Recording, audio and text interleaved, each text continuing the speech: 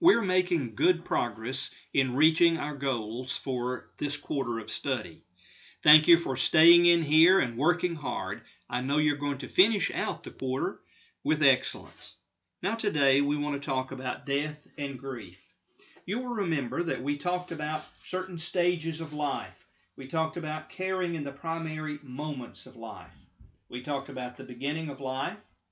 We mentioned salvation, the callings of life, the commitments of life, and we briefly touched on the reality of death.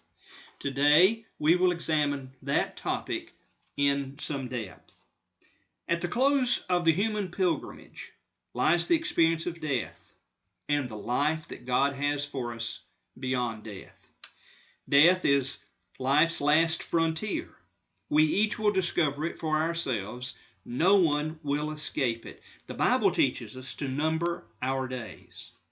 During this session, you will learn a brief biography of Elisabeth Kubler-Ross. She was a pioneer in the work on death. And then we will talk about the book she wrote that made her so famous.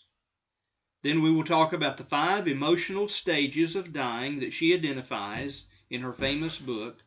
And then we will talk about the 6th stage that I have added to these emotional stages of life. Now, let's get started as I introduce to you Elisabeth Kubler-Ross.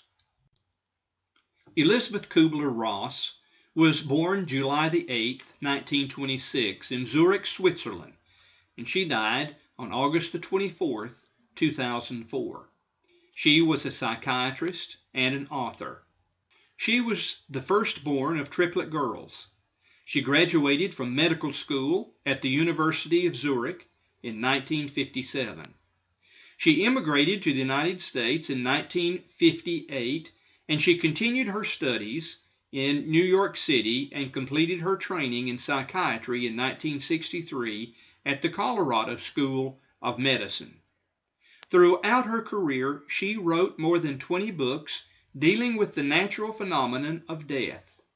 The first and best known is her book called On Death and Dying. It was released in 1969. This book introduced the 5 stages of grief: denial, anger, bargaining, depression, and acceptance.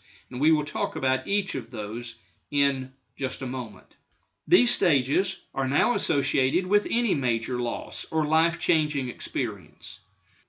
Her work was instrumental in strengthening the hospice movement in the United States and made the study of the psychology, social, and physical issues associated with dying an important and accepted part of medical training. She was the recipient of 20 honorary degrees in science, law, the humanities, and even divinity. In 1999, she was one of Time magazine's 100 most important thinkers of the century. In 2007, she was inducted into the National Women's Hall of Fame. She was a very important woman, and we will talk about some of her research on the following slides. In Elisabeth Kubler-Ross's monumental work entitled On Death and Dying, her most famous book, she identified 5 stages of death. Perhaps if she had an opportunity to rethink that, she would have named them something different. I would suggest emotional stages of dying. Now let's briefly look at 3 of these. One is denial and isolation. When an individual loses a person to death, or if they have a house that burns down, or if they lose something very special, even a child losing a puppy, can result in these emotional stages of dying or loss to be evident in a person's life. So there's denial and isolation. This is a stage of shock. It's a time of confusion. It's a time that an individual will have to endure for perhaps 1 to 2 days, to a month, or more months, maybe even years. It's a time when they like to hide from the situation. It can be the longest stage. It is a time in which they may simply just deny that anything at all has happened. I have heard mothers come into a hospital where there has been a terrible accident and their child died. And they will say, after looking at their child's body, that could not possibly be my child. That certainly is not my child, they will sometimes say. It's a time of denial.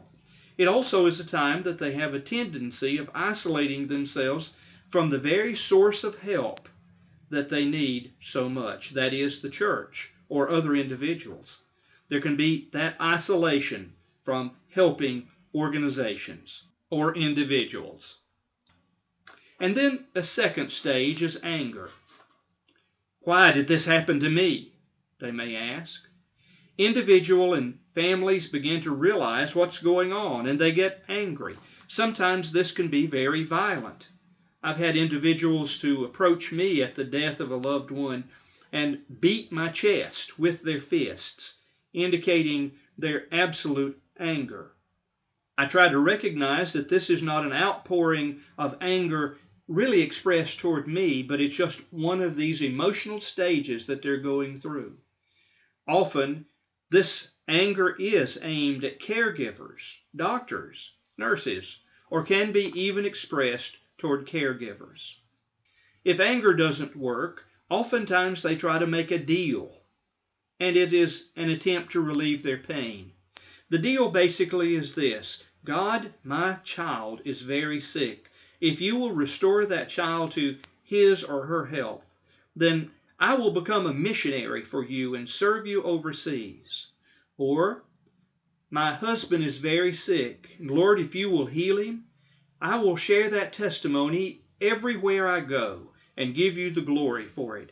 But please, Lord, make my loved one well once again. It's that time of bargaining with God. Let me call your attention once again to the fact that there are emotional stages of dying or loss. For any time we lose something valuable to us, there can be these 6 stages. And now on the next slide, we'll look at 3 more stages. To the emotional stages of death and dying, we now add 3 more.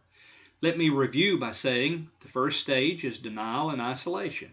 The second stage is anger. The third stage is bargaining. And now we come to the 4th stage, depression. It's such a great sense of loss, and there's a feeling of helplessness, loneliness, and exhaustion. Norman Wright has written about depression. When denial, anger, and bargaining don't work, the individual facing death concludes that nothing works.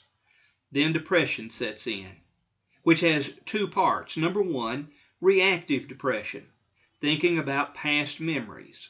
And number 2, preparatory depression, thinking about impending losses. This is a time that a person needs the strength of a minister to come and to be a part of their lives. And then number 5 is acceptance. This is a time when the individual reaches a point of having peacefulness. Now the pain is not totally gone, but it's easier. This might be described as rest before a long journey. The individual has accepted the fact that death has finally come, and now they're ready to move on with their life. This may take many months, even years, to accomplish. Earlier, I mentioned that I felt there was a 6th stage, and that new stage is hope. Hope in the gospel. For after all, that's what the gospel is for. The gospel comforts us in a time of difficulty. And when death or loss visits our family or our friends or our congregation, we can offer hope. Hope that the Lord Himself will provide comfort. So I encourage you to always offer a family hope, for indeed it is a part of the Christian tradition. It is a part of the Christian ministry that we can provide hope for those that seem hopeless. And now on the next slide, I want you to see a presentation by the Skit guys entitled The Mourning Booth. I think you will take many lessons away from this brief skit.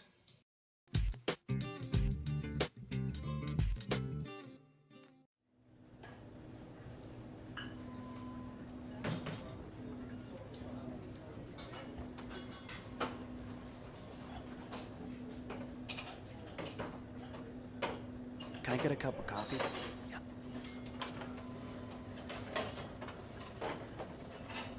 How are you? Thank you.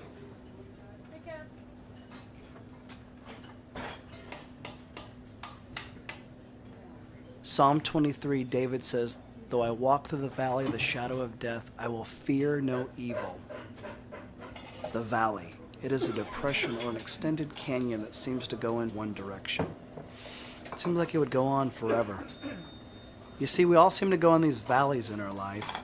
We may be entering a valley, we may be in the middle of the valley, or we're about to leave the valley. And the valley, it comes in all different shapes and forms. It can be the loss of a friendship, the metaphorical death of a dream or a missed opportunity. It can even be the literal death of someone that we love. Basically, it is something that ceases to exist in our lives as we now know it. Ecclesiastes says that there is a time for everything. There is a time to laugh, and there's a time to cry. It's that mourning season. It is that season of pain.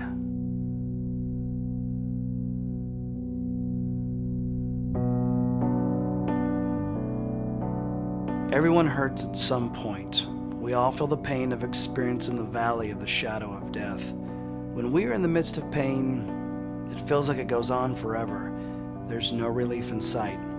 I'm not talking about having a bad day or even a big inconvenience. I'm talking about those seasons when the pain hurts in our bones, in our gut, into the very core of who we are. So where do we go when we mourn? Where do we go with those thoughts of pain and those wounds? Jesus said, for those that are mourning, do just that, mourn. But he also gave a promise that there will be comfort. So for those people that are in the valley with no end in sight, they must be comforted. And we want to help. We want to be there for people. But in reality, there are really no words to say for someone who is sitting in their mourning booth. We try to tell jokes. We think that laughter should lighten their mood. It doesn't always seem to work. If laughter is the best medicine, why does it seem to sting when we're in the valley? And others try to offer perspective. We really don't know what to say, so we try to offer some counsel. We'll say stuff like, all things work together for good.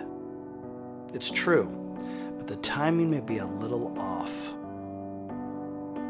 Sometimes we find ourselves trying to comfort someone we really love. We say it's time to move on, to rise above it, to get over it, that there's a life still to live. But if we were to really look at them, we'd see their pain. For those of us who can't see the pain, we leave, we exit. We cannot sit in the mourning booth any longer. We cannot stay in the valley.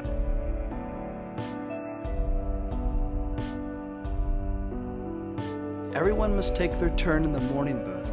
However, they shouldn't have to do it alone. Paul calls out the cry for the followers of Jesus, mourn with those who mourn, carry one another's burdens. We must get in close proximity of the person in pain. Never underestimate the power of your presence. When a person is seated in their mourning booth, there is something eternal and gently and quietly taking a seat next to the wounded. St. Francis said, share Jesus with others, and if you have to, use words. You see, you don't have to use words at all. It can make all the difference in the world when someone is willing to sit and share in the pain, the sorrow, and the hurt. It is a holy response.